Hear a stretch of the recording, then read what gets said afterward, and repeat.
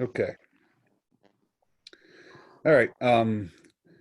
As I, like I said, I got called into something else related to my son, and I have to leave the house. I have to be somewhere by noon, so I'm going to shut this down at about 11:30.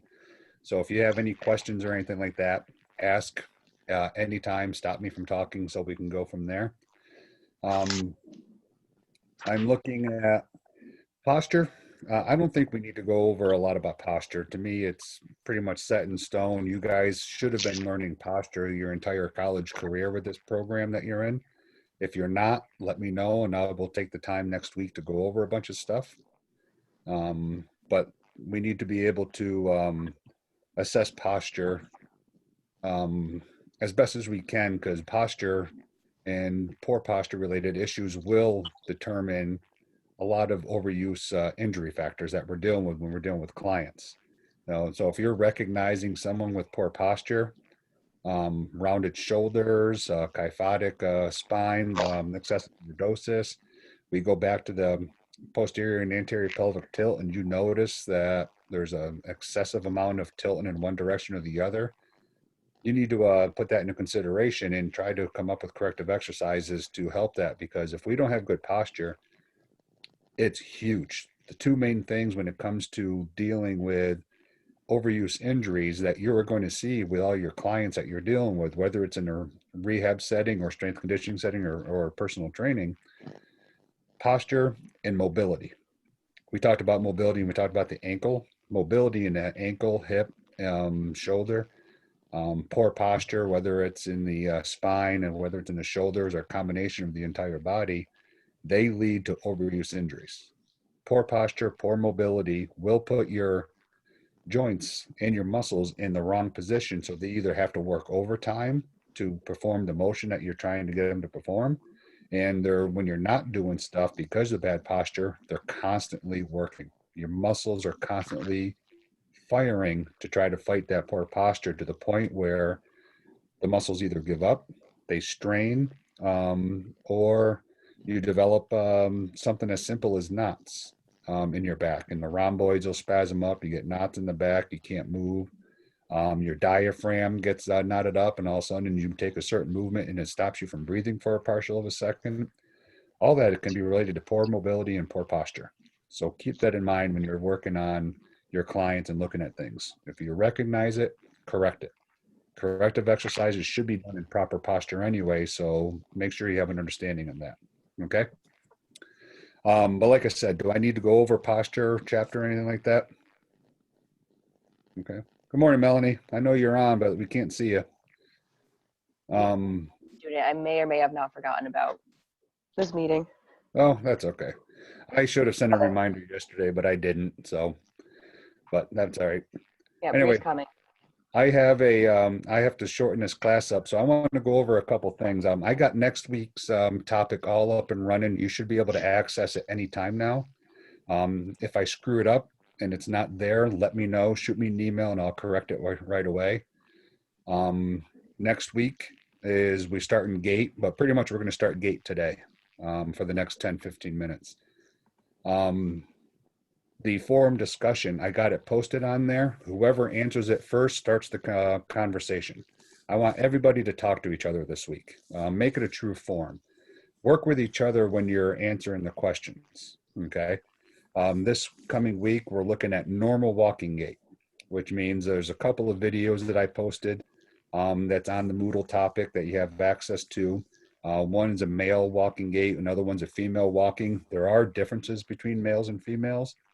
But what I want you to do in the first discussion for next week is let everybody know, remind everybody what the phases of gait are. And we're going to go over that today real fast. And there's so know what the phases of gait are. And then we're going to start breaking it down. Okay. So on your own, whatever the book tells you, whatever Google, YouTube services that you use, what is happening during that gait process? Why is that a normal gait for that male and female video that I gave you? But I also want you to compare those two videos, and then as a group, what are the differences in terms of anterior pelvic tilt, anterior elevation, depression, all this type of stuff, internal rotation of the tibia, if there is any, toed out gait, toed in gait, if you see anything, arm sway, upper body posture, anything like that. And just get an idea of what you're looking for in terms of when you're evaluating someone's gait. Okay. So this week I'm going to keep it simple with looking at normal gait. And then when we talk next week's class on Thursday, when we get back together, we're going to truly break it down in full detail based on what you put in your discussion forum and what I want to add to that discussion forum. So I don't know how much I'm going to add in the discussion myself in terms of replying to all of you. I want to see how you guys look at gait. And I'm not sure if some of you have done gait analysis before, but to me, it's very interesting. And you can tell a lot about a person in terms of muscle fatigue, function, potential strains, injuries, and all that type of stuff. Okay. So that's where we're going with gait. And then we'll do more next week. I might add a couple of things if I find something interesting that could help you. But what I did add to the Moodle was back in, I don't want to date myself, but back in the mid 90s when I'm in graduate school, um, we did a gait analysis project and I found my notes on those from back in I think it was 97 or 98 when we did this, is we broke down every single part of the gait of the stance phase and a little, not as much of the swing phase. We didn't have that much time. There might be some discrepancies in there on being correct that need to be corrected. So if you see something, feel free to point it out. But that's more for your viewing. That's almost like a study guide for you on gait. So if you want to, before you answer discussion, look at mine and my teammates' notes. There's 13 of us in the master's program. Probably 10 of us work together on doing this. Okay. So it's not just me, it's me and a bunch of other people that wrote this down. It's not my handwriting. You're going to notice that, or else you would never be able to read it. But it's a study guide. And that's how I look at gait when we do things. And then I'm going to try to make more sense of that when we talk next Thursday after you have a time to look at the gate stuff. Okay.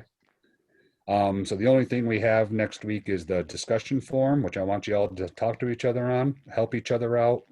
If someone sees something but you don't see it, call each other out on it. Say, what do you mean there's valgus force of the knee when they're in mid stance, or maybe there's not. Okay.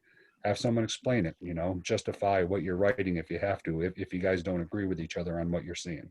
Okay. So try to make that an issue if you can.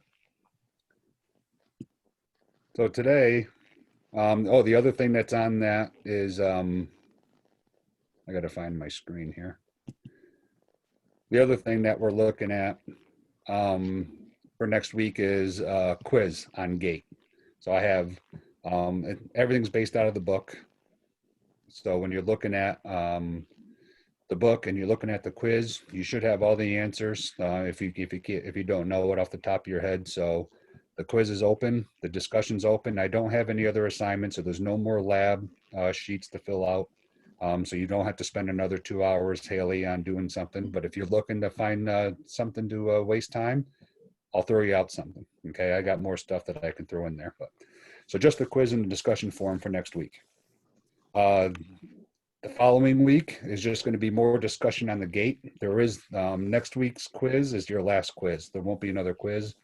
The only other thing that you'll have is final exam during finals week. Okay, which will be cumulative on the whole year. Okay, but we'll talk more about that next week or the week after, since we have a couple of weeks to go on there.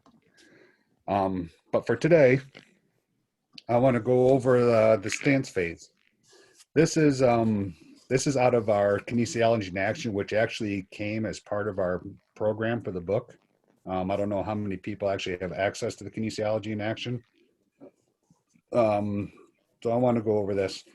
We need to have an understanding of gait phases. And until you know what the gait phases are and what happens in between, then evaluating all your friends and colleagues and house members, teammates, whatever it is redundant. Okay. So let's do this. Top two circles up here are rectangles. One is There are two main phases of gait, and then you have the subphases. Which one is the top left? The first 5 pictures is one phase of the gait cycle. Swing phase? What's that? The swing phase? That is not. Is it the heel off? No, we're up here.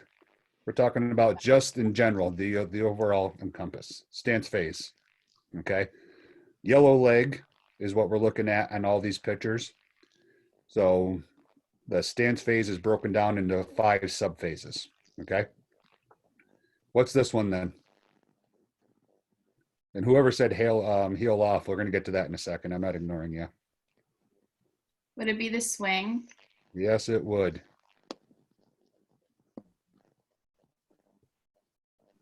I'm trying to make this more of an interactive class than me just talk to you guys in case you haven't figured that out. Okay. Okay, let's focus on stance phase only. These first 5 pictures, yellow leg. Okay. We'll go left to right. Looking at this very first one, bottom left is a square. Looking at the yellow leg, don't look at the tan leg, then look at the highlighted leg. What part of the stance phase is that? Heel strike. Where is heel strike on there? And we're going to find out if you guys are right. I'm not going to correct you. Heel strike. Okay, second part, highlighted leg. What is that? Foot flat. What was that, John? Did you say Said foot flat? You didn't sound confident in there. Give me confidence, remember? I want conviction when you give me an answer. All right. What's this one? Third picture, highlighted leg. Mid-stance. Taylor, give me one. Did somebody already answer mid stance? You think it's mid stance? Okay. All right. Who didn't give me an answer yet? Haley, what's the fourth one? Heel off. You think that one is heel off? Melanie, what's this one? Oh no. You only got 4 choices. Yeah, no, it's so difficult. I want to say toe off. No, mid swing. I'm gonna say mid swing. You think mid swing? I think it is toe. It is. I can't tell between the first and second. Because All I right, think we got Taylor says toe off. Melanie says mid swing. Haley, what do you think? Oh God. Oh, wait, would it be toe off? It would be toe off. All right, John, we got 2 to 1 says toe off. Wait, I don't know because the toe's touching. Yeah, as I say, it kind of looks like toe off is the first part of swing where the toe actually is off the ground. Yeah, never mind. So it's 2 to 2. Jay, what do you think? Okay. I say toe off. Okay. I know you haven't gone over the book yet and again, I don't know if you have any knowledge on phases, but we'll just call it toe off for now. We'll see if we're correct afterwards. All right. John, first part of the swing phase, what do you got? Highlighted leg. Acceleration. What? Acceleration. You think it's acceleration? All right. Haley, what's the next one? Yes, mid swing. And by default, oh, Kinley, you're still here? You forgot about me. It's okay. You weren't on my picture.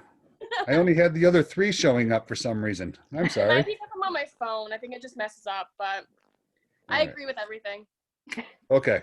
for the most part. All right. Where do I submit this? All right. I'm going to try to utilize this for next year's class, just so you know. All right. You guys got 10 out wow. of 10. Genius. Okay. Look at the look at your book and look at the phases at the book, and just know if you're looking at a different book than we use for this class, some books, some articles, some programs have different, they call different subphases different things sometimes. Okay. So in terms of our quizzes and exams, we go by our kinesiology book that we use for this class. So please understand that if you're using something else. Heel strike, okay?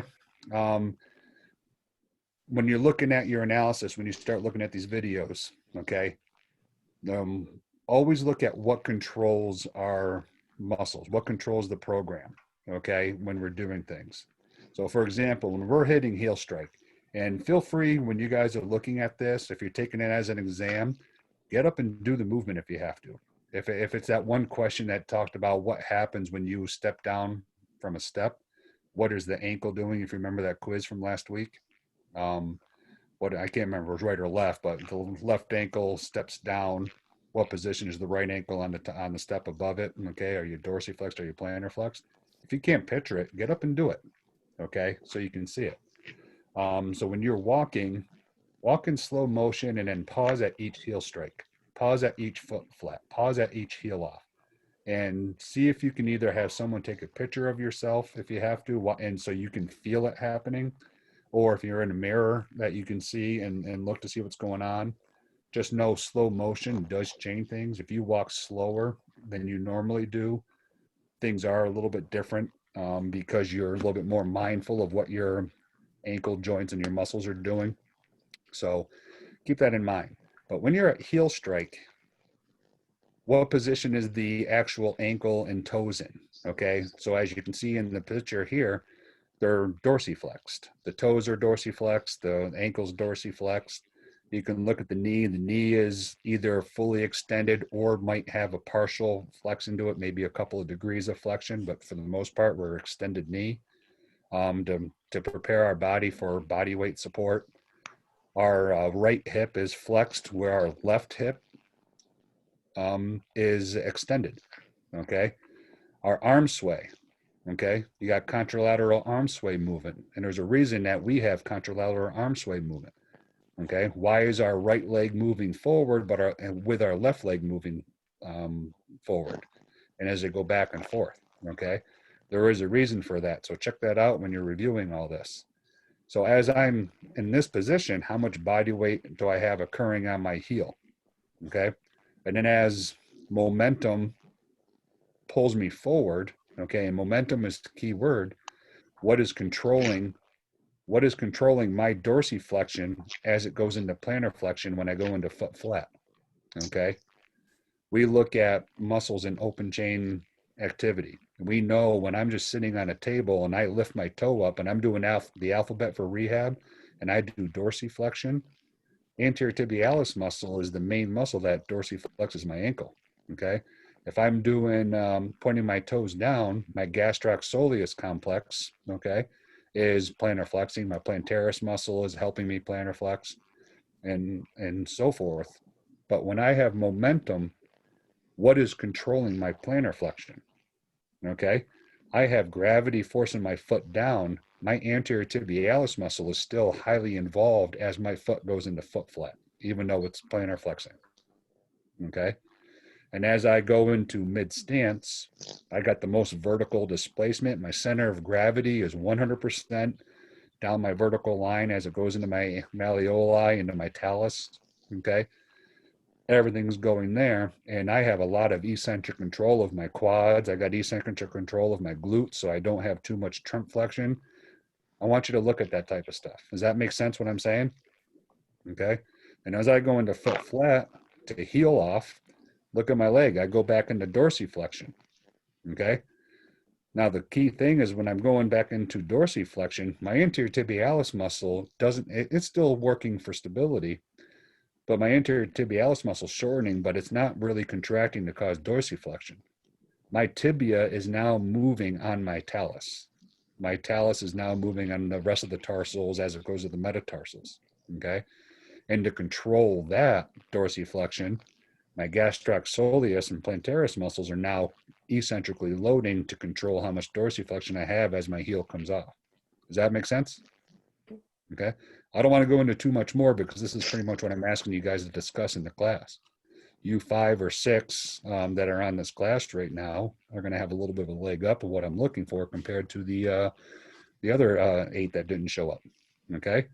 So master and memorize all the phases. Heel strike, foot flat, mid stance, heel off, toe off. And once toe comes off, swing phase begins. Okay. Acceleration, mid swing, deceleration.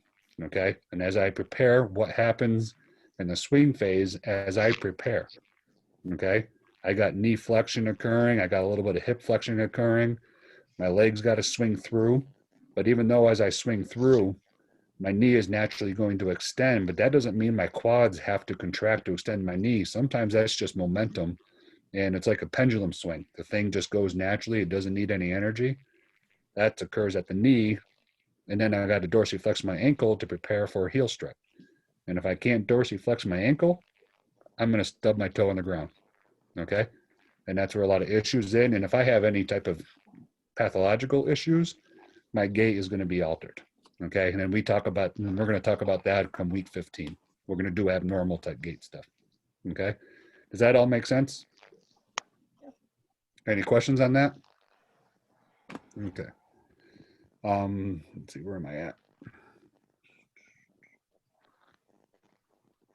For some reason, there we go. I'm actually getting used to this, sharing my screen here. So there's your question. These are the videos. These gates are, this one is my notes. This one is just extra stuff that I pulled on gate. Okay. These are more for resources. There is no assignments here. These are other videos that we have. This one is a couple of students that we used to use in class. And I feel bad for you because normally for this class, I like to do a lot of labs especially when it comes to gait. I actually bring the cameras out and then we find a spot and we evaluate each other. We don't have that opportunity now. So I'm probably for week 15, I might ask you guys to take a video of yourself or a family member and analyze your family member's gait and see if there's any abnormal. And if anybody on your family or yourself has an issue, I'd like you to use that person if they're willing to be on camera so we can evaluate that person. Okay. For example, I'm a perfect person to be evaluated, not only because I got a pretty face and I look good on camera, but I have a leg length discrepancy more than usual. Okay. Everybody's got a leg length discrepancy, whether you know it or not. I mean, very rarely does someone have perfect symmetrical leg distance. Okay. Quarter inch is probably normal of a leg length discrepancy or less. Okay. If we get to 3/4 inch, I have 1.5 inch leg length deficiency. Okay. That's huge. And there's a reason that my knees always hurt. There's a reason that my back is always hurt. Okay. My SI joint goes out of whack. I don't practice what I preach. So I don't use the orthotics that I have like I should. I don't have shoes that have the extra lift in it to help compensate for it, and I should, especially as I'm getting older. It's becoming more prominent that I have an issue. But you look at leg length discrepancy. One, how do you measure leg length discrepancy? That's up to you guys to figure out. And if you don't, I'll tell you, but I want you guys to look at how you measure leg length discrepancy. That's not on any of the questions I put on Moodle yet.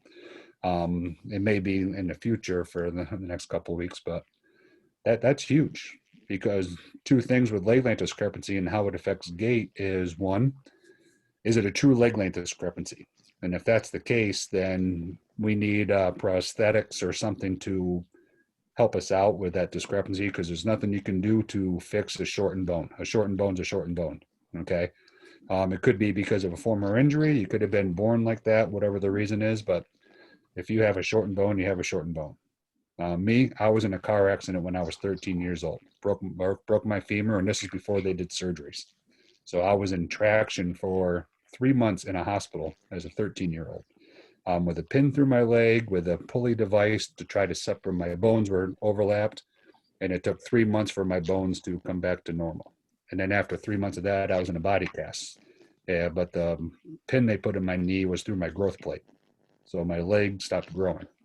Okay. And that's the reason I have a leg length discrepancy. Other people are just born with it, whatever the reason is.